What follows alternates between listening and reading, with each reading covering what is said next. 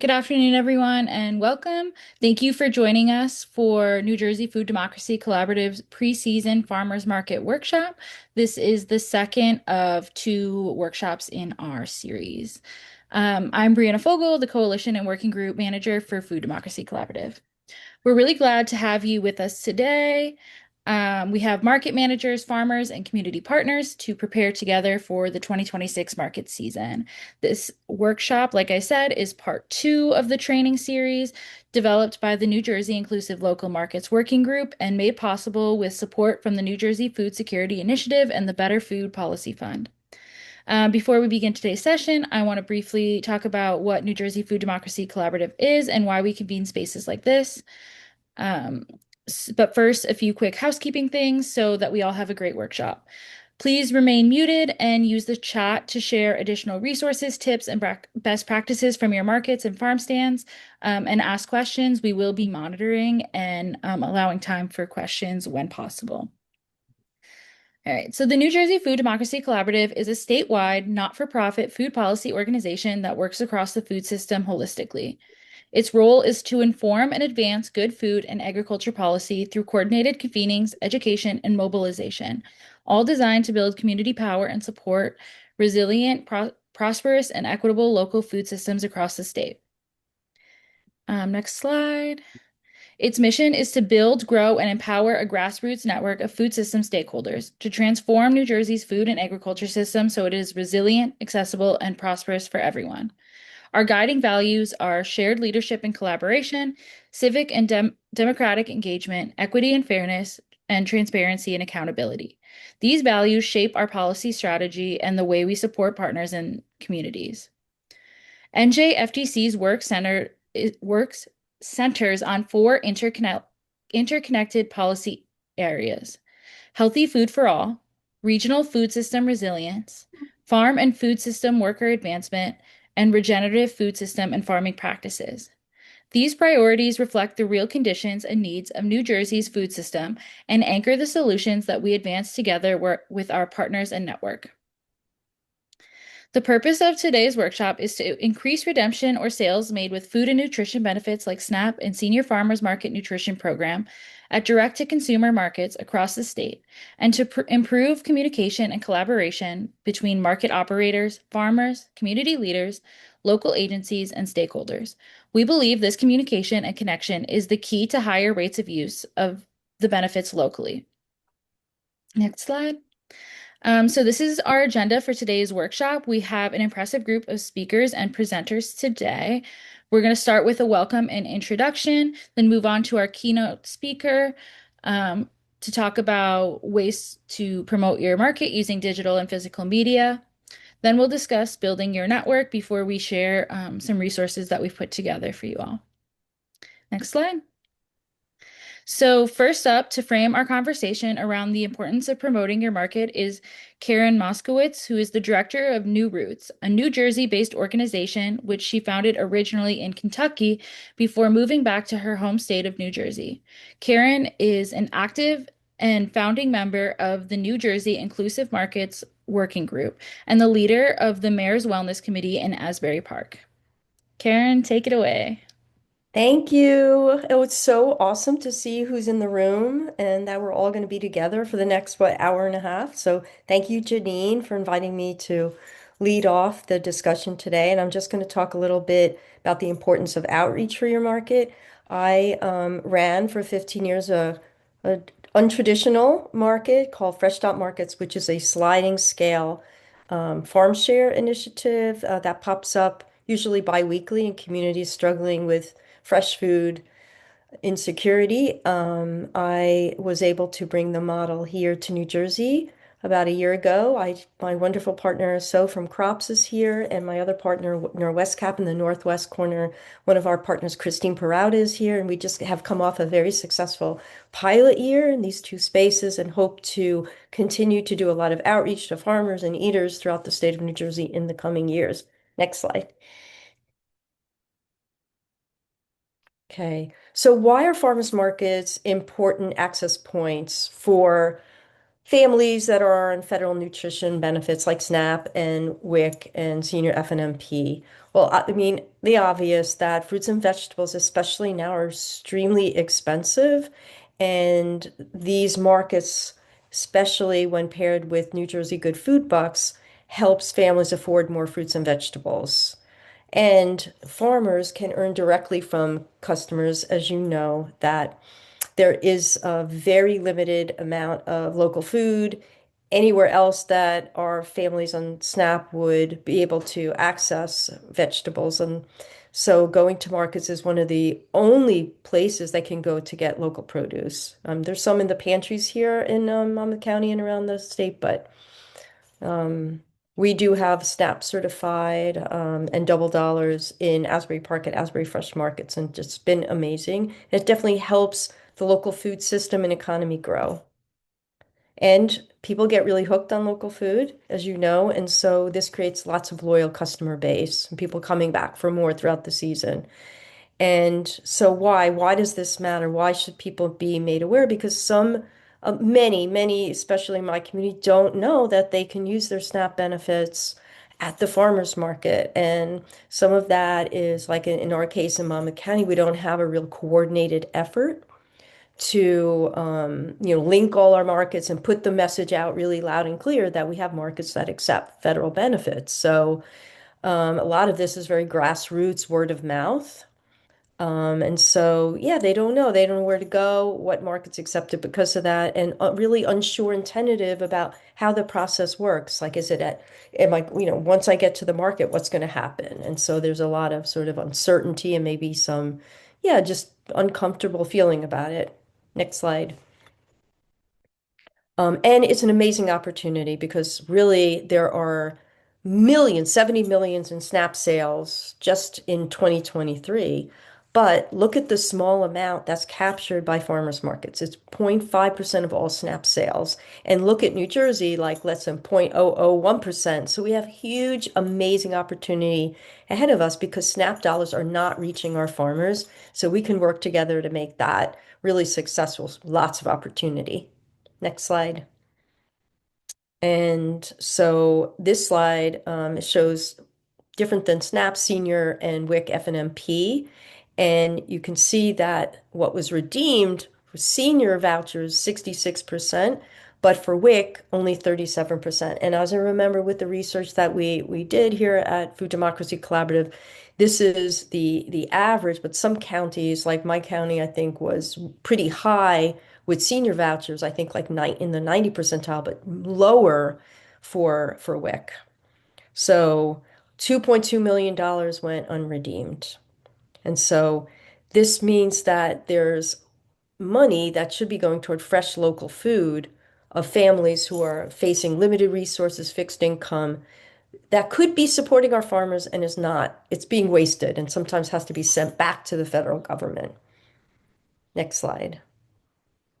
Okay, so we're going to be highlighting some practical strategies for intentional and targeted marketing and outreach so that we let shoppers know where the market's located, what are the times they're open, which markets accept the benefits, how are they used, are there incentives, and what will happen when they get to the markets. And so, next slide. I would like to then, yes, end here and pass this on to our next speaker, who will Thank you be. so much, Karen, Yeah. for that introduction. Yes. Um, Next up is our keynote speaker, Brianna Merrill, who is a systems thinker motivated by solution-oriented action. Most recently, she is focused on utilizing technology solutions to strengthen food systems. For 5 years, this included managing the Hudson Valley Regional Food Rescue Network, and she now contributes to MarketLink's nationwide team, empowering farmers and farmers markets with technology to accept diverse digital payments, including SNAP. So Brianna, go ahead. Yeah, hi. Thank you so much for the introduction. Karen, so much of what you said is dovetails into what I'm going to share, so I'll try not to overlap too much. But yeah, I'm Brianna. I'm the Special Projects Coordinator for Farmers Food Assistance Bureau, aka FAB.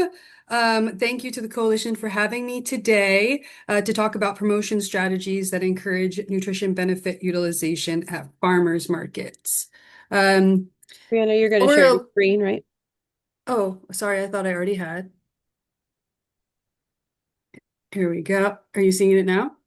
Not yet. Oh, we did test this, so we know it works. And we can always Now, share for you if you need us to. is that right though? You see it now? I don't, but I can see it. okay. All You right, can. great. We'll go with Okay. that. Okay. All right, so here's my plan for this 20-minute slot, though it does seem like I have a little bit of extra time. But we're gonna roll through a bit of background about the organization I work for and the programs that we're offering, and then we'll move into today's topic covering both strategies that are anecdotally successful and then some studies about outreach strategies that have led to increased participation by beneficiaries. I love that you guys use FNA. I do refer to it as SNAP, EBT, and nutrition benefits, so newbies in this presentation, but they're all the same thing, right? So nutrition benefits that are helping folks get access to local food.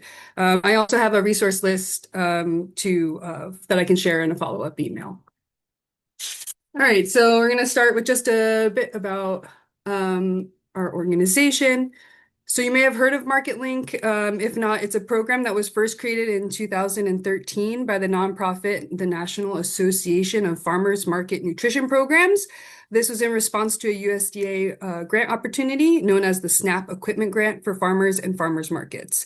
Since then, MarketLink has become a nationally recognized program that helps direct marketing farmers and farmers markets increase sales and expand their customer base through SNAP, aka EBT or food stamps. In 2025, so just last year, our nonprofit Farmers Food Assistance Bureau, aka FAB, was established, and it assumed operations of the MarketLink program as well as acquired the technology, the total pay technology that's behind the SNAP equipment. Um, FAB currently oversees two grants, and for both grants, we have a cooperative agreement with the USDA. I'm happy to talk more about these grants for anyone curious in participating, but for now, I want to make sure that any farms or farmers markets on the call are aware that there are grants to provide technology for free for them to accept SNAP payments, both in person and also through the online SNAP grant. So that's through the Grown By platform. And then lastly, we rolled out a couple of new programs in the last year or so. The first was called the SNAP Utilization Pilot Program, which we refer to as SNAP-U. And based on feedback from that, we launched the Nutrition Benefit Utilization Meetup, or NewBU. Again, happy to talk more about these if anyone's interested in learning more, but generally wanting to provide some context. And a little bit of context for me. I'm the program coordinator for both SNAP-U and NewBU. I'm passionate about food systems, ag production, and access to healthy food. I'm also a New Jersey native. Shout out to the Garden State. My roots are in Morris County, and I also enjoy researching. So to prepare this presentation, I've dove into resources created by farmers, markets, marketing professionals, and other organizations. None of the ideas are my own original ideas, but I hope you find value in these distilled resource summaries and lists as you work individually and together to develop effective marketing plans and strategies. All right, so let's get into the weeds here. First, I want to start with the caveat that you may have noticed there's not a wealth of statistically significant studies on what you call FNA strategies or outreach strategies. That said, this is a list of strategies I've accumulated through research and discussion with farmers and farmers markets all over the country, rural areas and urban areas. And I do think those strategies look a little differently, but we can talk about that. I've highlighted the ones I understand to be the most effective, and then I checkmarked the ones that we're going to talk about in a little more detail today, given that we don't have so much time. I do want to shout out these pro tips, which are important for either in-person or digital marketing.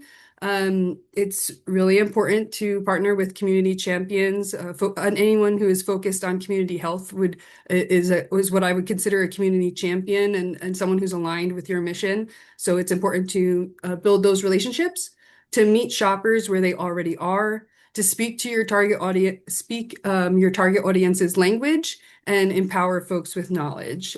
And we'll dive in a little bit deeper with these pro tips. So special events and outreach initiatives produced with partner support can draw media and community attention. For EBT, this is a list, or for SNAP or FNA. These organizations work with low-income folks who may be eligible or already receive food stamps. They folks with these organizations oftentimes have already built or are building trust with your potential shoppers. So the relationships with these folks are invaluable, right? We can't reach everyone by ourselves, but we can cultivate relationships with people who have established trust. So this is part of what I mean by, say, meeting folks where they're at. Okay. The key is to not assume that these community partners know about the farmers market and what it offers. They may, but they may not. So let's not assume that, and let's do what we can to empower these partners with facts and materials. Many projects around the country have demonstrated that given the opportunity, many low-income people want to shop at farmers markets for the same reason that everyone does. It's important to emphasize that farmers markets are in fact for everyone, and to challenge any stigma that says otherwise. With that, FNA low-income shoppers are able to access healthy foods and support local farms. By taking time to build trust and strong relationships, you can better educate these organizations, and then in turn, they'll be better able to promote FNA at the market. So these are some facts that I have researched to back up, and I want to make sure that we, challenge the stigma that farmers markets are too expensive or are only for people of a certain income group. Neither of those things are true. And then as far as the language that we're using, there was an AARP marketing language study. This was in summer of 24. And some key takeaways from that, so this is pertaining specifically to seniors, right, for the AARP study. Some key takeaways were when they use language that focused on, I get SNAP to help feed my grandkids, or there's 59% of eligible seniors don't get SNAP benefits that they are eligible. That type of language inadvertently reinforces stigma that some folks might have of, oh, SNAP is for people with kids, or people with senior, it's shameful to get benefits, and that's why people aren't signing up for SNAP. So those type of marketing strategies aren't effective, and studies show that. However, messages like food costs are rising and get help with your groceries, these offered a social justification or permission for seniors to complete a somewhat uncomfortable behavior to accept help. The most effective marketing approaches highlighted that many older adults need help making ends meet and are already using SNAP. One ad also described a friendly and convenient process for signing up, which also tapped into a common desire to avoid friction. So just some thoughts about, like I said, there's limited studies, but that is a study that shows that the language really does matter with how we're promoting the application for FNAs. These are some examples of marketing materials that we've put together with our partners, given the understandings that I just shared with you. This one is like more of a general flyer, and then this is the backside kind of.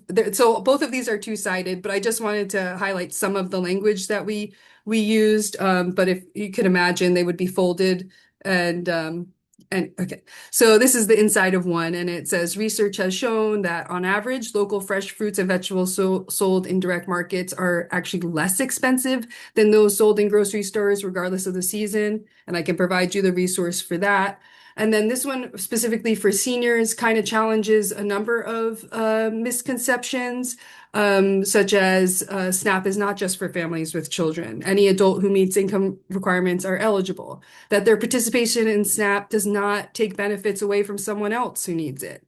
And these other items. I think it is really important, this last one in particular, not just for older adults, but when folks enroll in SNAP, they've kind of cleared a very big hurdle to get access to even more resources. And pointing that out to them, they might say, well, why would I do it? It's not even enough money, or it's not worth, the juice ain't worth the squeeze, but maybe it is because it can open other doors that they might not know are available. So we included some language around that.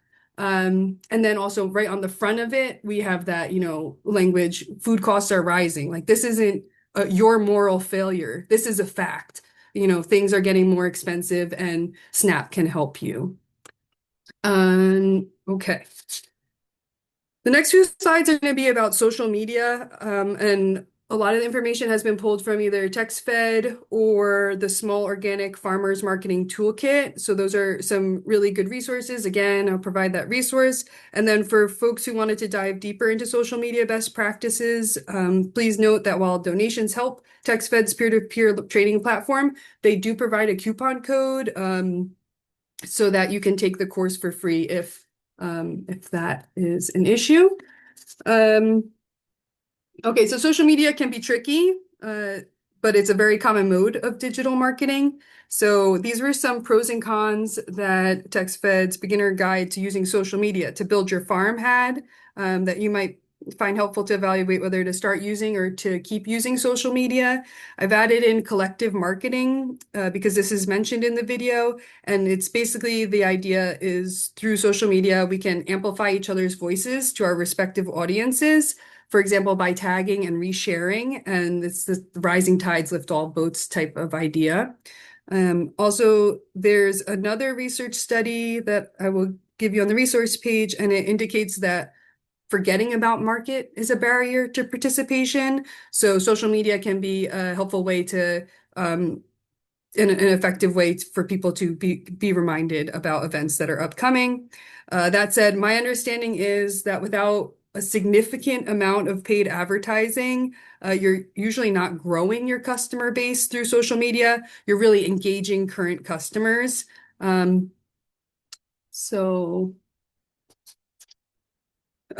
basics to implementing a social media campaign are listed here. So you got to decide if you want to use it, then decide what channel is best to achieve your goal. For example, who's your target demographic and what platforms are they using? You would then implement a campaign that considers best practices and evaluate its effectiveness. Again, TextFed has some great resources as well as the Small Organic Farmers Marketing Toolkit. And then there's a third resource that I'll call out in a later slide called Digital Marketing for Your Farm, Building Your Online Presence. And the woman, Anna Larson, around 30 minutes, she goes into in-depth about using Meta for advertising. And if someone is interested in that, I would suggest tuning into that. She suggests that it takes about 3 to 6 months to see results from any marketing plan that you're implementing. So just to give a time window that she offered. And then here's one more example of a worksheet that TextFed has made. Well, I guess they provide a blank worksheet. This is an example of another farmer's market in Texas, how she plans her social media content. So this is an example of a best practice that will help you save time. Yeah, wanted to share that.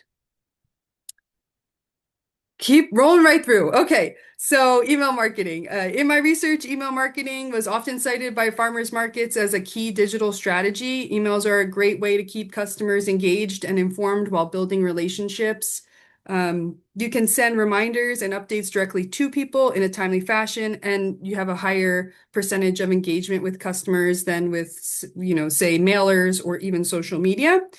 So here are some aspects of building an email marketing campaign, as well as some recommended tools.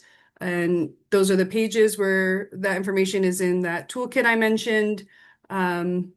But I wanted to, yeah, you just want to kind of do an overview of some of the most effective things, and email marketing is absolutely one of them. If you're not don't have a clipboard out at market yet to get people to sign up, you should definitely do that and start building that email marketing list.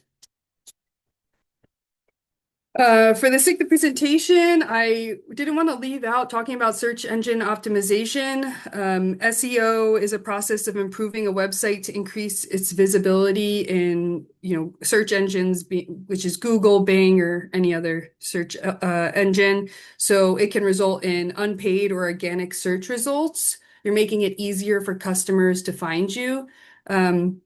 This process can feel quite repetitive for you. For example, making sure your location and hours are on every page of your website, but it won't read that way for people who visit your website.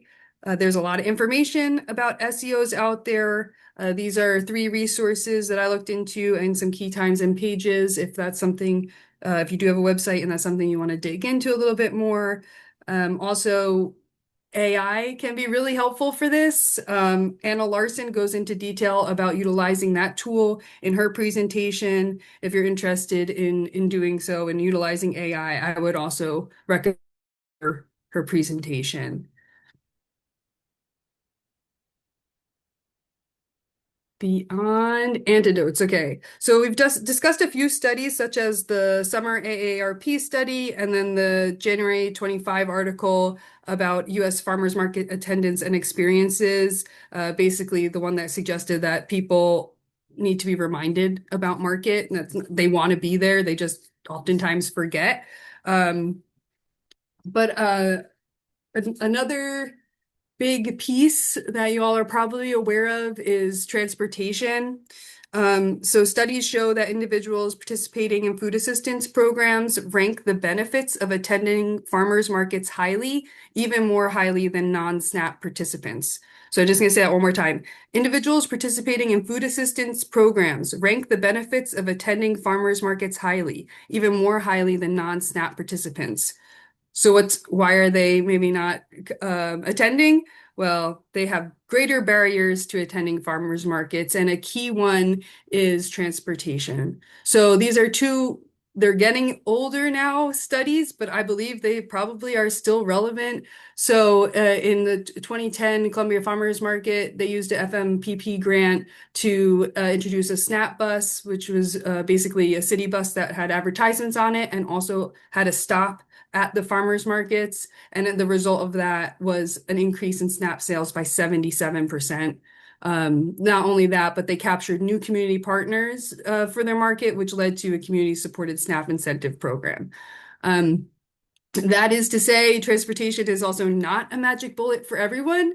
So in this multi-year study in southeastern Pennsylvania, while providing a bus was effective and efficient for getting seniors to market, it was not useful for WIC participants. The WIC FNMP recipients had much more different and numerous barriers to getting to market. I mean, you can read the study, but car seats and someone gets sick and it's just a very different population, right? The WIC versus seniors. So yeah, I guess like I said, there's limited amount of studies, but I did want to mention that we do have this data and provide that to folks. I know you guys are looking for proven techniques that have happened nationwide. So that is the end of the presentation.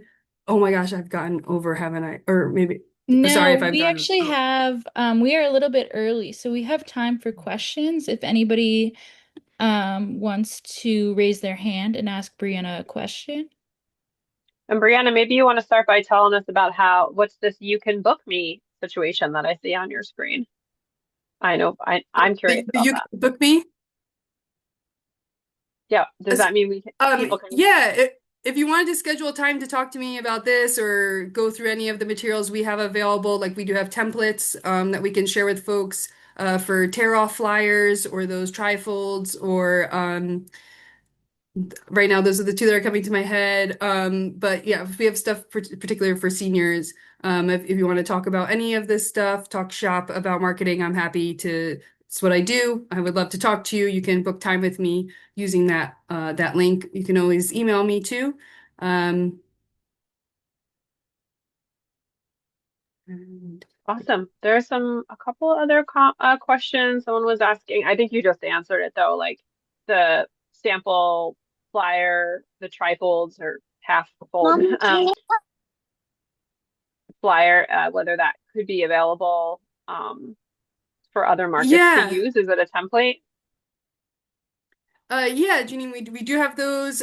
We also, so with the new BU meetups that I was talking about, so those are spaces where we basically go over a specific topic for, 10 to 20 minutes, and then we kind of workshop it. So we have an upcoming class about using Canva. It's kind of like um, a graphic design 101. So our marketing specialist is going to present that and also walk through how to take the templates that we have and make them applicable for you. But also, I can help if you can't make that meeting. Those are recorded. If anyone is interested in those, I can sign you up. But yeah, so we could do it either way. Those are available, and whatever works, I'm happy to help. Oh, thank you, Lucille. Yes, Wayen does such a beautiful job. She's really gifted. And so I kind of put the material there and she makes it just takes it to the next level. So thank you. I'll let her know you said that.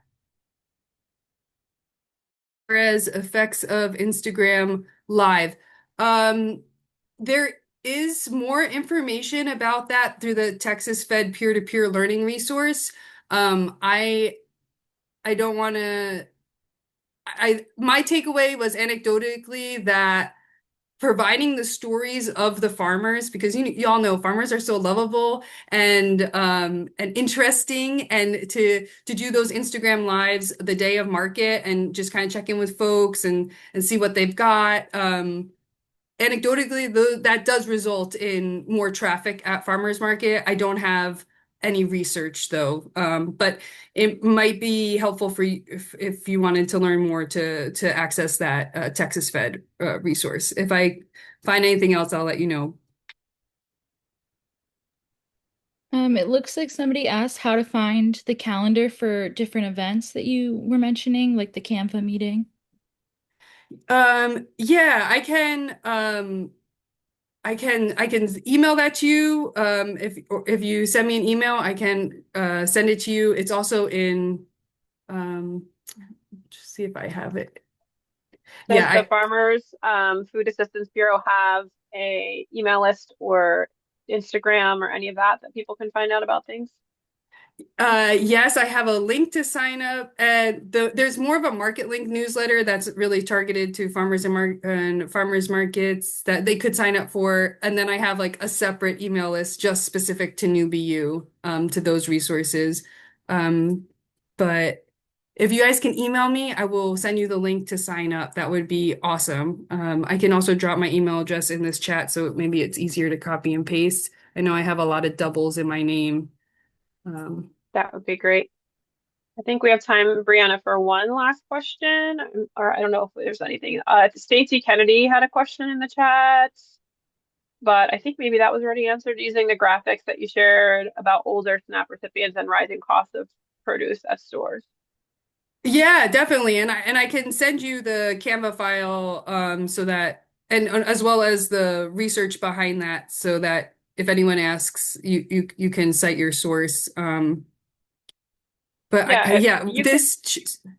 No, go ahead, Brianna. Sorry. just to say like this chat will be saved, right? Because you're recording it and then I can dig Yeah. through and grab people's email addresses because I see at least one in there. Yeah, that's great. Yes, the answer is yes. And then also you can send anything that you're referencing that people are asking about to me, and we'll send it in the follow-up along with the recording and the slides and all that. So it's all together. Awesome. Thank you so much. No, thank you. Fantastic information, really engaging and really information rich. So I will turn it over to our Brianna for introducing the next panel. Thanks very much, Brianna Merrill. Yes, thank you so much. We will be sharing all the slides with all the attendees after the meeting, like Janine mentioned. But next up, we have two speakers who will share insight on using digital and physical media to promote your markets. So first up is Jasmine, is it Moriano Mhm. from City Green? So Jasmine, if you could please briefly introduce yourself, and then Janine is sharing the slides. Okay. Yes. Hi, everybody. Good evening. I'm Jasmine Moriano. I am City Green's Director of Community Engagement and Advocacy.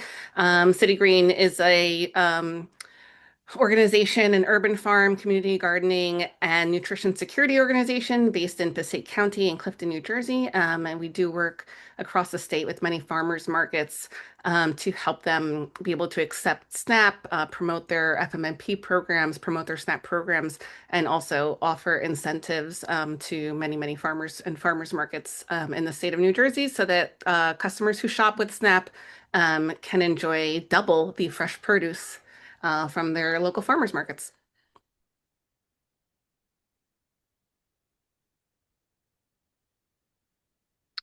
Okay, I guess keep going. Do I have a button or do I have to tell you to move? I'll just keep You telling can you. let Janine know when you're Sorry, I didn't ready. realize I was unmuted, so I was looking for the mute. Oh, sorry. Yeah, Okay. you can just, I'll try to anticipate it, but yeah, Okay. it'd be helpful if you could say next slide. Yeah.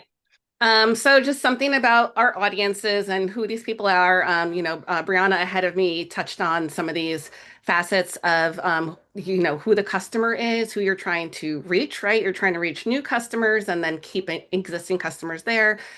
So we know that SNAP families in New Jersey, there's just under a million or over three-quarters of millions individuals using SNAP in New Jersey. There are families with children, families with older adults or disabled family members, and as well as working families who work but don't make enough income to be fully food secure. The WIC Farmers Market Nutrition Program in New Jersey, recipients are getting $30 in vouchers per season. Um, between the ages of everybody, they see more customers redeeming their farmers market vouchers, like the higher age range. WIC participation is concentrated in the cities and urban centers of New Jersey. Um, Although not to say that they don't exist in rural areas, but there's a concentration. And then 70% of WIC Farmers Market Nutrition Program participants are Hispanic. The Senior Farmers Market Nutrition Program is for low-income senior citizens. They have to be making under this income threshold of $28,000 a year, and you get $50 in vouchers per season as a senior. So to say that these are regular members of our communities. They live with us, they shop with us, they are in the supermarkets with us, they're at Marshall's. They are just people who are existing next to us and with us. And you can't really tell or profile a food insecure person, ahead of time. Other audiences for your farmers markets in your outreach toolkit and things to keep in mind, some of this was already said as well, are your government partners, your nonprofit partners, the faith-based community. And I also want to say like grassroots influencers, those are your activist community members, the people who are always going to city council and yelling at the council members, the people who are always at like the local event. Those people in your town, they are some of your strongest allies. And they're often involved politically, they're connected to the right people, they're on the ground all the time. So, as far as all these like paid staff and agency staff and nonprofit staff are concerned, don't also forget that you do have, there are trusted voices in the community, and they should be a part of your audience as well. And then social media influencers, which just speaking from personal experience, we have people come to our facility and they post and they, share that they went and visited this thing, and you can see their profile that says like content creator, mom, visiting free places in New Jersey. So you may have folks already visiting your farm stand or farmers market who are going back and posting. And if you notice that they're like a really good poster, you can always reach out to them. They're pretty open and will give you like a flat fee kind of for how much they would charge to like do a custom video for you. And they're usually pretty reasonable. So, the purpose, right, of doing this outreach that you're undertaking is to create greater understanding and then promote your market's participation in benefits programs. And there, we're going to talk about like two different types of media, um, physical and digital.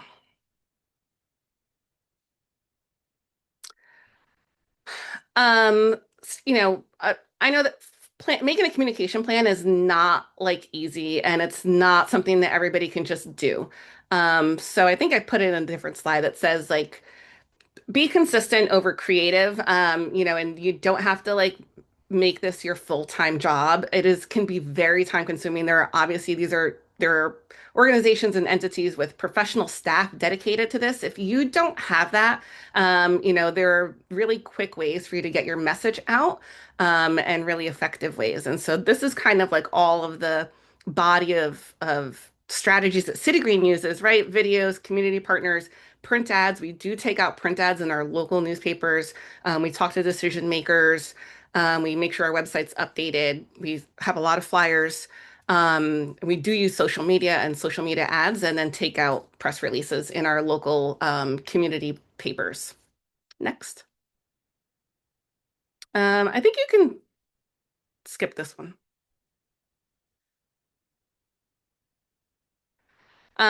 Digital ads is something that's really interesting. These are screenshots from the Clifton Times. This is like a really low barrier to entry budget-wise.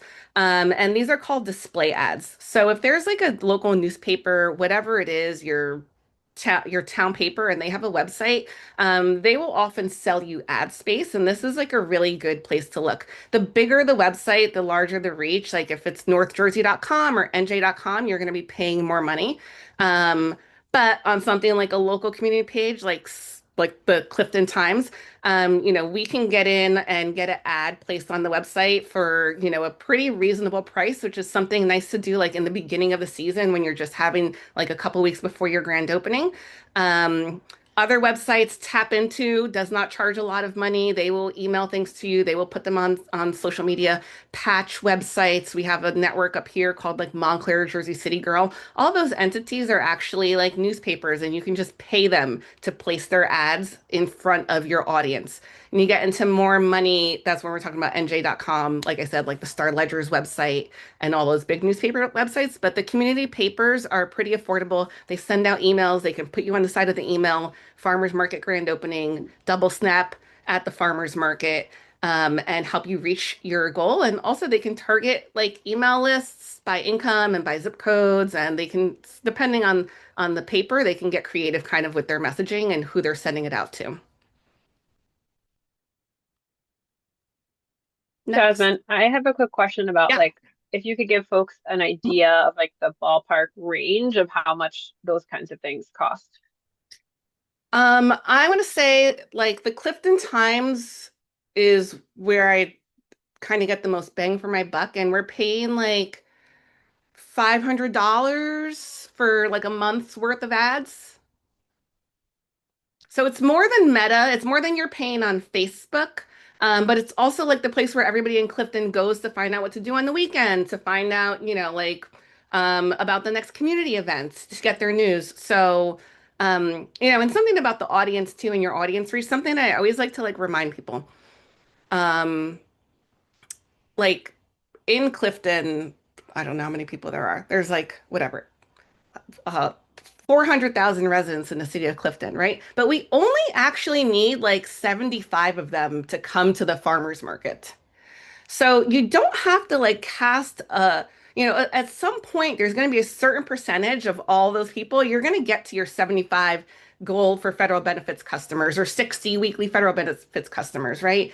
Um, and then you kind of want to maintain that and keep growing it, depending on what your capacity is. But when you think about like the actual number of people, for example, like when we have festivals, we can't hold more than 400 people. So insofar as there's like hundreds of thousands of people within our audience and our ad capability, we actually only need 400. That's like people within a couple of blocks from us. So when you think about the actual number of feet that you need, and then versus your community, that also gives you a sense of like how big of a net you need to cast. And Okay, the and good one thing quick about, follow-up question, and you can tell we can hold this till the end, but I don't want to forget to ask it. Like, do yeah. you, and this goes for Kieran as well, like, do you have ways to capture if someone see like how do you measure the impact of these? So like do you tell people to say, is there a way for people to say like, how did you hear about us? So that you can actually know the impact of the extra ads. You don't have to answer that now necessarily, but just something for the both of you to answer maybe in the Q&A. Yeah, we sometimes staff some of our farmers markets, like with an outreach person. We can't staff every Vegemobile stop with an outreach person to ask that question, but we do in Patterson, not so much in Clifton. Passaic, we're always busy. We're like at capacity. So that's something we look at. Like we have a line and we are selling all of our food in the city of Passaic. So we are not investing advertising dollars into there, right? We are focusing on like the where our mobile market goes, we're focusing on the communities where the foot traffic is lighter. I know that works different at a community farmers market, and you're talking to like your whole community. But at the same time, right, like you can set up that outreach thing. Sometimes we do like a little sticker and have a paper board that says, "How did you find out about us?" And then just anecdotally, we just try to pay attention to that. The results of all of these types of ad campaigns, they can send you results.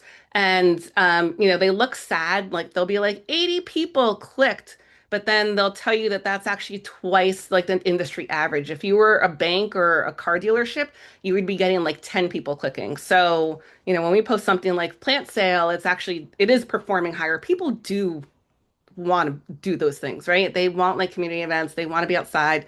Farmers markets are fun and nice.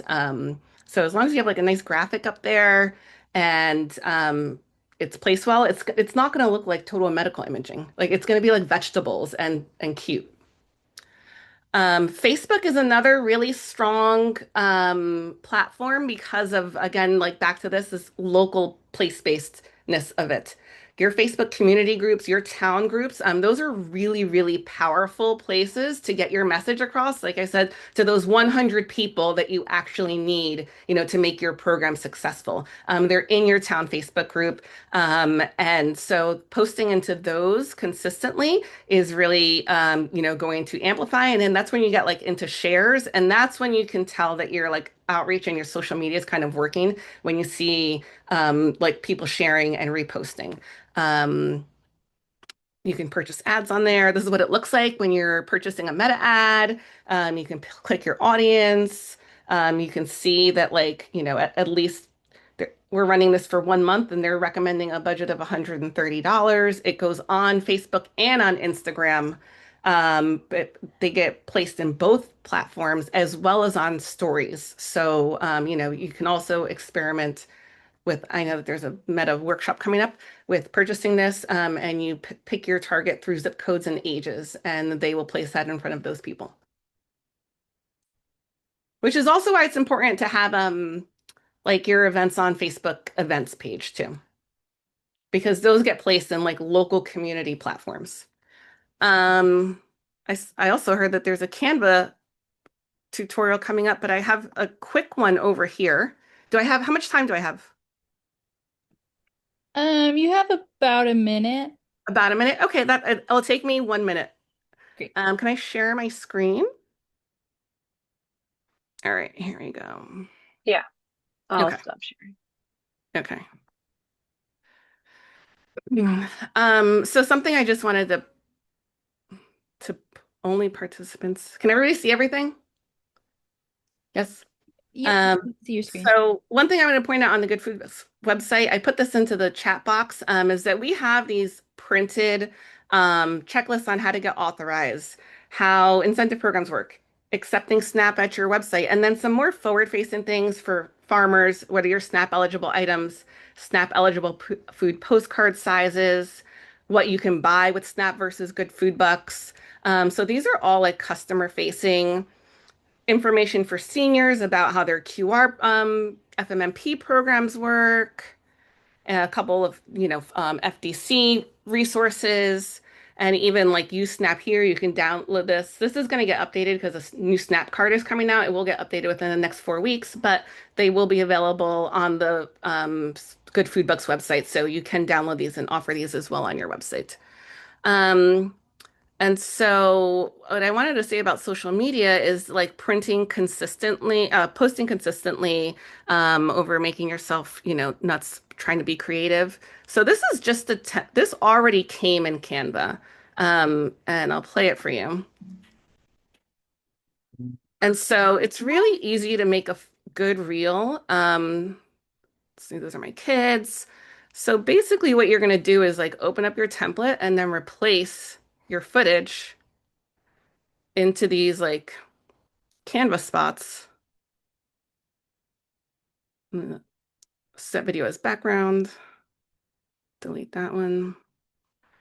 Um, Here's another one that we can just like replace. And then you go through, you start at the beginning. Let's see. Right? Market hall. And now it's our farmer's market on a reel. And you can come in here and you can, write like we accept, snap. And in about like 5 minutes, if you have taken all of your video, you can just go onto Canva and make this, download it, and post it. So that's like the quick version of the Canva tutorial. I made this little folder with some other designs. So I will gladly share this. And here's just another one. This is an Instagram story, and I just clicked farmers market, and it's like already here. And you can add your logo, you can add your times, you can put a little thing that says like use Snap at this farmer's market at here. And that will allow you to get some videos into your feed in a really short amount of time without having to do too much work. And I think that's my last slide. Thank you so much, Hey, Jasmine. Jasmine. I'm going to give Janine a minute to share her screen again. And then up next, we have Kiran Ganesh from Rutgers Community Farmers Market. So same thing, just introduce yourself real quick and then go ahead with your slides. Cool. Thank you. And my My computer is being a little slow, so you go ahead. Sorry. one of my slides is my intro slide anyway, so I'll give you a moment. Yeah, sorry about that. So, No worries. okay. Can you see that now? Yes, very good. Thank you. Oh, great. Okay, awesome. Good evening, everyone. My name is Kieran. I am a market ambassador at the Rutgers Community Farmers Market, and I'm here to talk a little bit about using digital and physical media for promotion. So I think we can go right in. In fact, yeah, you can go to the next slide, actually. It's all right. Next one, even. Thank you. All right, great. So I finished my undergrad in environmental economics, where most of my work is focused on food systems and marketing. And I have now been working at Rutgers Community Farmers Market since July 2024. And well, I do a variety of things at the market, but one of the things I do is that I am on the community outreach team, which is part of why I'm here to share some of what we've learned over the course of the year and a half under that team, and yeah, just share some best practices. So yeah. Okay, so first, we've already seen in some of our previous presenters excellent presentations about how to understand like sort of your target audiences and then shape your platforms based on that. So I'm not gonna go way too much into this. But what I wanted to say though, in the next slide is, oh, there's a little bit of overlay. Yeah, sorry about that. I think it's when you convert from Aha, that's okay. That's all PowerPoint right. to we'll roll with it. I think people That's all can, right. That's yeah, totally sorry about okay. that. So anyway, one of the first steps to kind of lay the groundwork can be trying to understand who is your audience. And by that, I do mean both who is at your market and who is missing from your market. So to understand who is at your market, there are a few easy methods. So customer surveys, longer form customer interviews, and also feedback-based activities at the markets can help you understand who is showing up and why they're there. So in 2024, actually, at at RCFM, we did long form customer interviews, which helped us really understand who's coming to the market. And in there, we were also able to ask them questions such as, how did you first find out about the market? And sort of like, how often do you shop here? How much do you use any benefits here? So really, it allowed us to understand from a variety of dimensions who is coming to our market and what's, working so far. And as for who's not at your market, there are a few ways to go about that. You can always try to compare the demographics of, yes, I'll talk about incentivization in a moment. Um, Comparing the demographics, for example, of your city or of your county to who is coming to your market, also from that market research and trying to see, well, are we seeing that only young people are coming to the market? Are we seeing that only people who are higher income are coming to our market, right? And that kind of gives you a little bit of insight as to who's missing.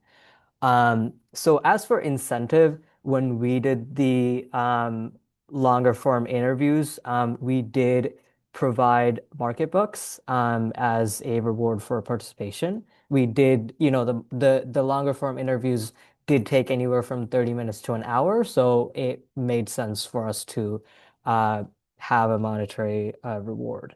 And as for the feedback-based activities, I'll talk about that in a few moments, or actually a few slides later, so we can go to the next slide, please. Thank you.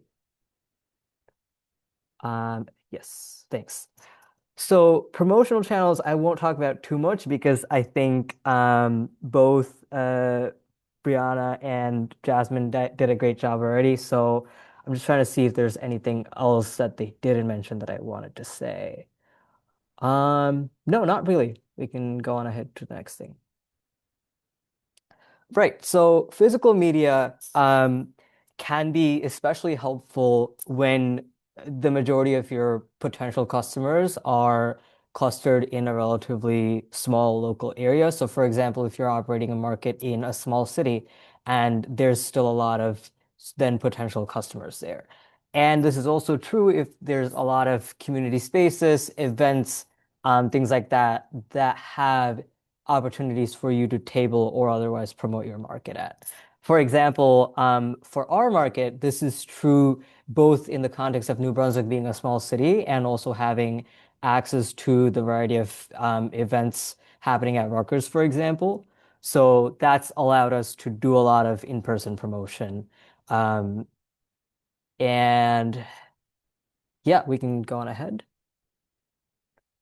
As for digital media, again, useful if your customer base is spread across a wider area and if tabling or promotional opportunities or community spaces are harder to come by for you. And if you find that your customer base is comfortable with using technology, with using social media, other digital devices, then it's sometimes an even lower effort way to inform and remind your customer base that your markets are still happening, right? That's true, for example, with the e-newsletter that I just published earlier today for our market that was a reminder about our market happening this Thursday. A few other things that can be kind of more hidden gems are things like online directories and maps. So I think the obvious side of that is online maps, for example, making sure you're present and updated on, for example, Google Maps. But there are also other online directories, such as in Middlesex County, the county runs a healthy food access map, which is an online like GIS-based tool that allows people to look at and filter for various types of food access resources, such as food banks, farmers markets, other retailers that accept F&A programs, and all of that. So I would recommend looking into then what's other such counterparts exist for wherever you are. Right. So partnership building has proven to be extremely helpful for visibility for our market. It's essentially a lot of times becomes this symbiotic relationship because you are providing visibility and exposure to community partners by having them table at your markets, and in turn, their side of the commitment is to promote your markets and sort of share that there's an upcoming market that they're going to be tabling at and all of that. So that when that relationship is maintained well, it can be extremely sort of sustainable and cost efficient in the long run and allows for this sort of mutual increased exposure.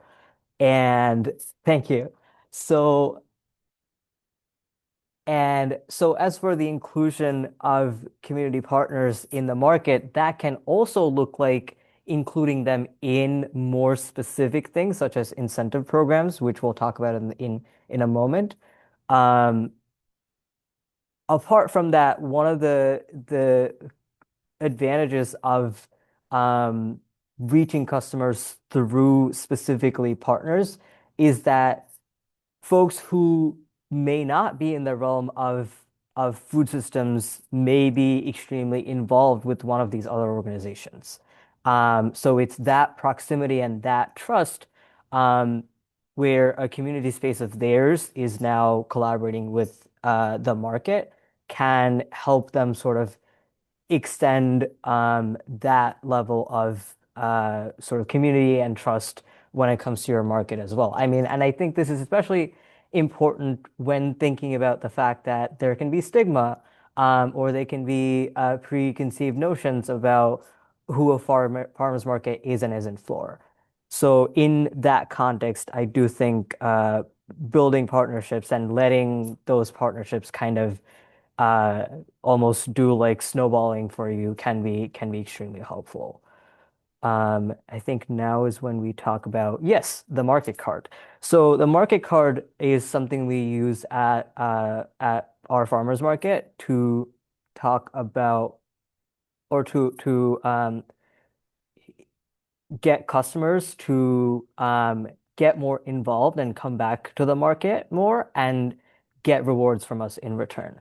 That second row in there is particularly important, where they get stamps for stopping by community partners tables at our market. So that way, customers have an incentive to go talk to them, and the partnership becomes worthwhile for the community partners, basically. And one of the stamps at the bottom, the one with the little clipboard, is for when we have feedback questions available on an easel board for people to like write an answer to and put it up on a sticky note.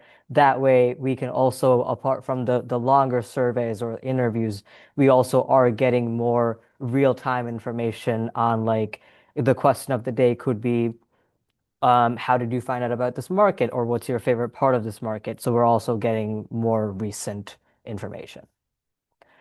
I think last but not least, I wanted to talk about a few best practices when it comes to designing materials specifically. I always think about design from three different sort of axes.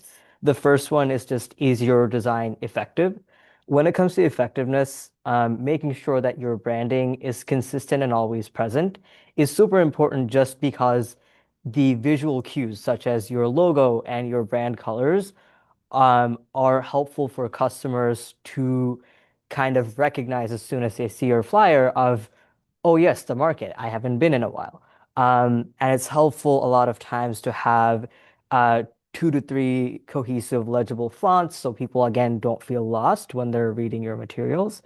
And whenever nutrition assistance programs are involved, again, making sure that they're very upfront, clear, and concise wording can be important as well. Because not everyone has necessarily a good understanding of what nutrition assistance programs are. They may have not encountered it anywhere else, even if they're eligible and they don't know. So it can be extremely helpful to sometimes center nutrition assistance programs in your materials.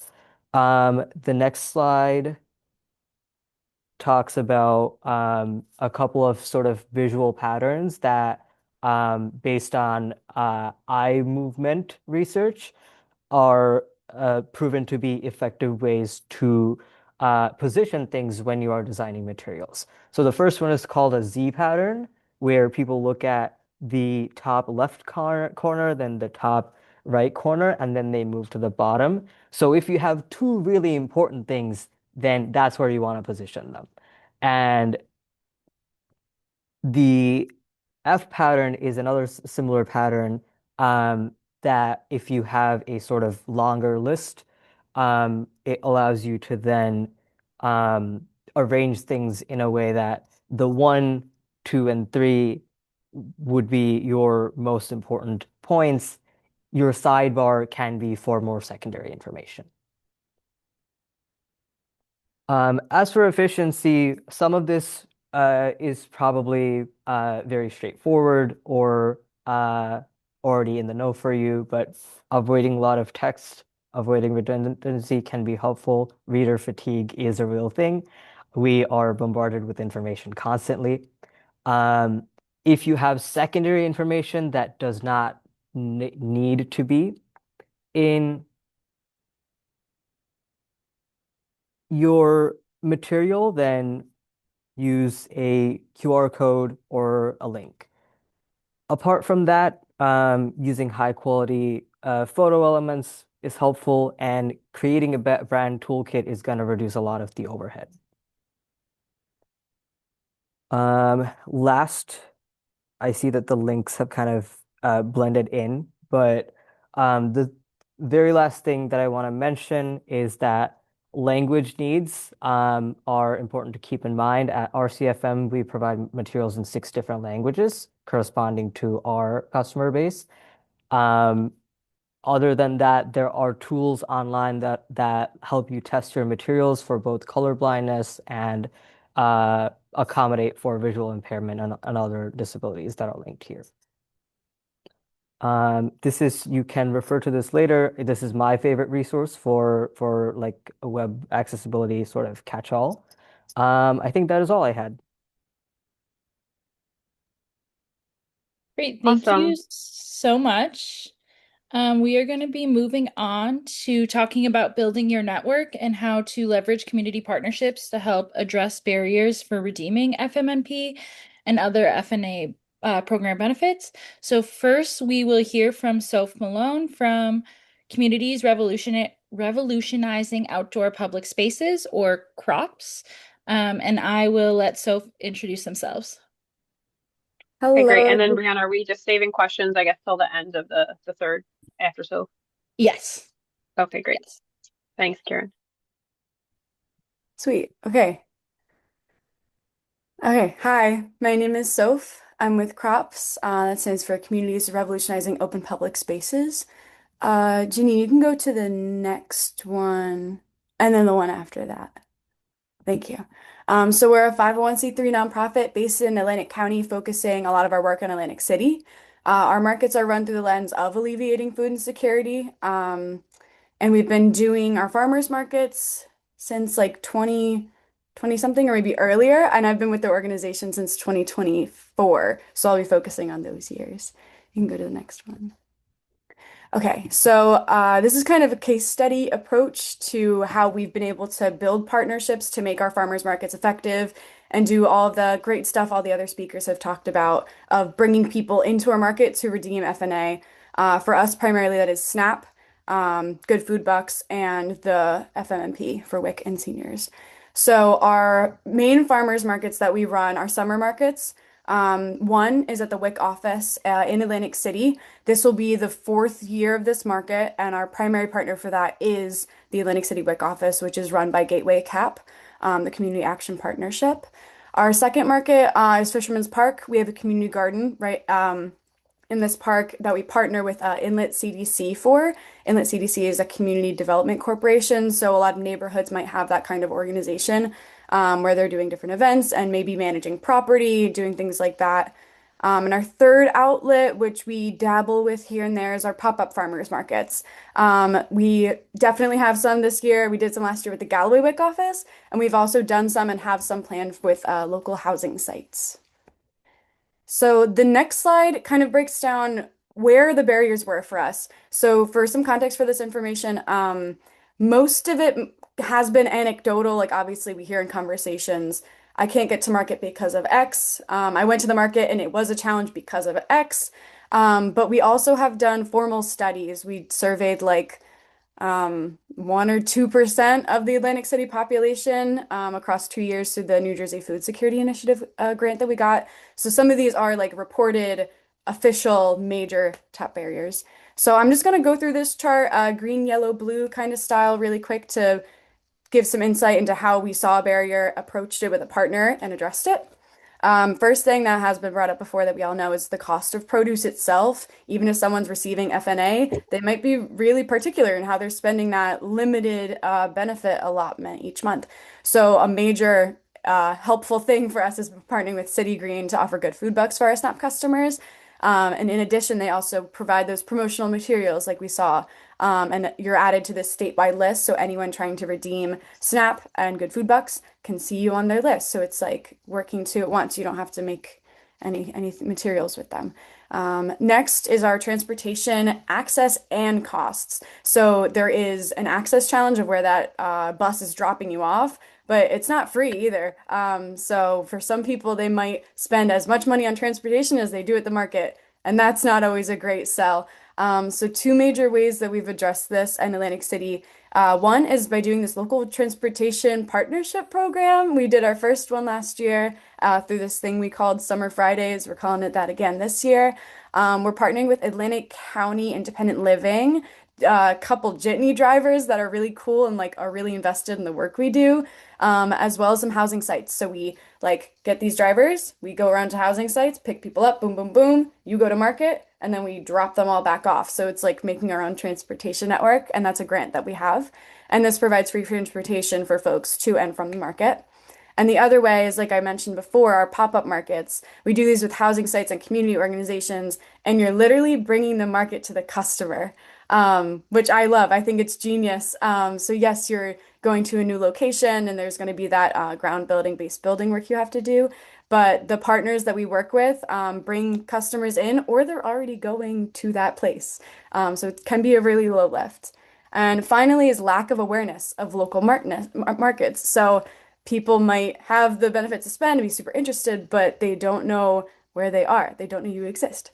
And you exist, you're doing great work. So how do we get them to you? So three things I'm going to dive into a little more specifically later is collaborative projects. One we have is called our Atlantic City Fresh Food Map that we started through a grant. Another is outreach at events and with partners. I think Karen was mentioning this a bit that they do in Rutgers is going to events and doing that physical, hello, nice to meet you. I'm the face of the market. Come to our market another time. And that is, we do that primarily with our family success centers. We'll set up a table, be like, hey, what's up? Hand out flyers and other community organizations. And lastly is our WIC office partnership with the Atlantic City and Galloway staff, which is a lot of the same people. And again, that brings the market to the customer. So you're not bringing anyone anywhere else. You're just, hey, we're here. And that's how you increase awareness. So our key partnerships, I want to bring up like why we have developed these partnerships and what they do to increase awareness and increase redemption. The WIC office, as I said, it's similar staff that cross over the Atlantic City and Galloway offices for us in Atlantic County.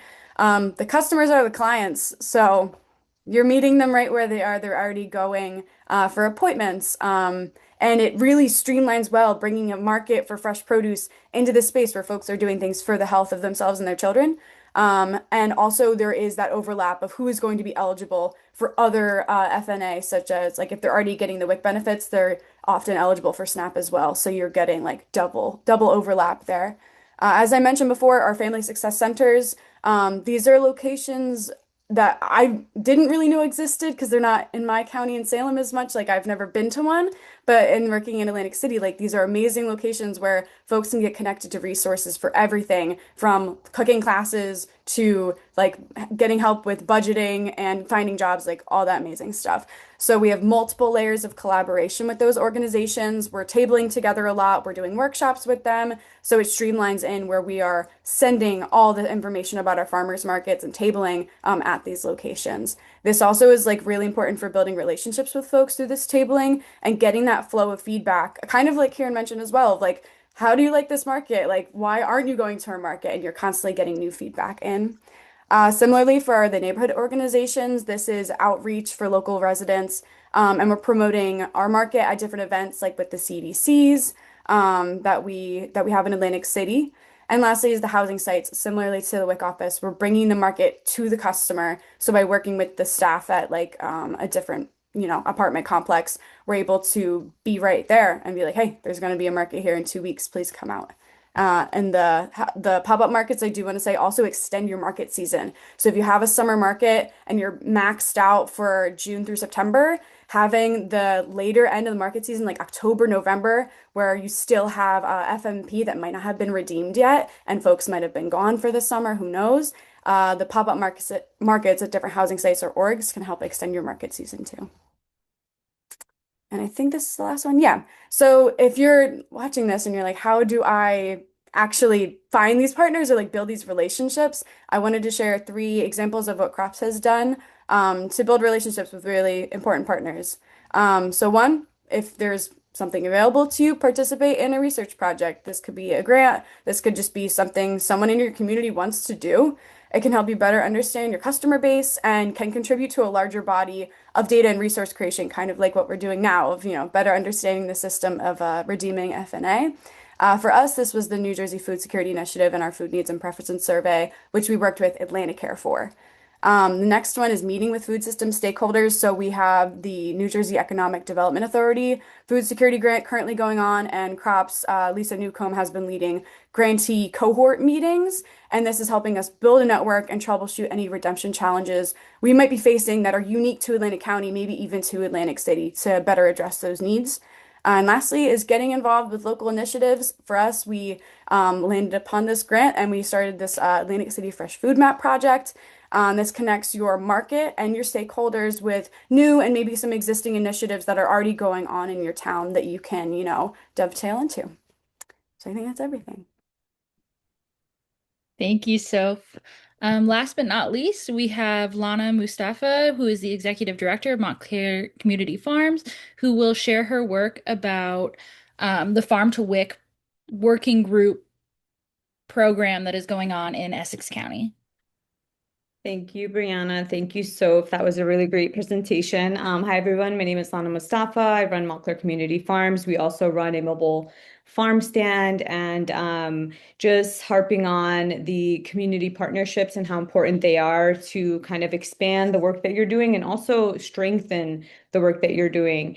So about mid-season last year, one of the representatives from the local WIC office reached out to us so that we can start running our farmers markets in the office because they lost their farmer. And of course, we realized the need and we jumped right in because why not? We also accept the FNA benefits and saw this as an opportunity to serve a whole new group of people, especially while they're right there, as you all said, just serving their families, collecting their WIC benefits and also their vouchers. And then when we were at one of the Food and Health Equity Coalition meetings, we were talking about the Farm to WIC initiative, and Kylie was really amazing and offered to help organize us. So we've been meeting almost twice a week. I think it's us and a bunch of other stakeholders, Steam Urban, and a few of the representatives from the WIC offices. And we're just trying to figure out how to increase the WIC redemption rate. As you saw in one of the first few slides, WIC redemption rates are around under 40%, which is very, very low given that so much money is distributed amongst these families. So what we're working on is being present at some of these markets, making sure that it doesn't necessarily have to be us when you're working with a group of community partners. It could be you one day, someone else another day, and really just making sure that somebody's there a few times a week. And then also figuring out what the families need. What are the barriers to access? So we're working on a survey plan that's going to go out this month. Actually, we're also working on language barriers. So we're going to have the survey translated in multiple language, depending on the demographics of each office.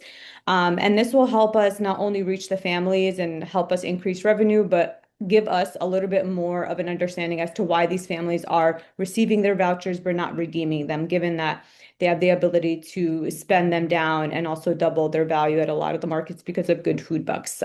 So just again, it's a matter of conversations, sharing, and building and strengthening the work you do based on your community partnerships and the networks that you have existing. And really, we're not recreating the wheel. We're all doing this work, but now we're doing it together. So we're hoping for a really amazing 2026 market season. And we know we're going to do this because we're doing it together. Thank you. Thanks, Lana. All right, so the next page is contact information, and I realized that I did forget to include Lana's email, but if you attended our last workshop, you should have that.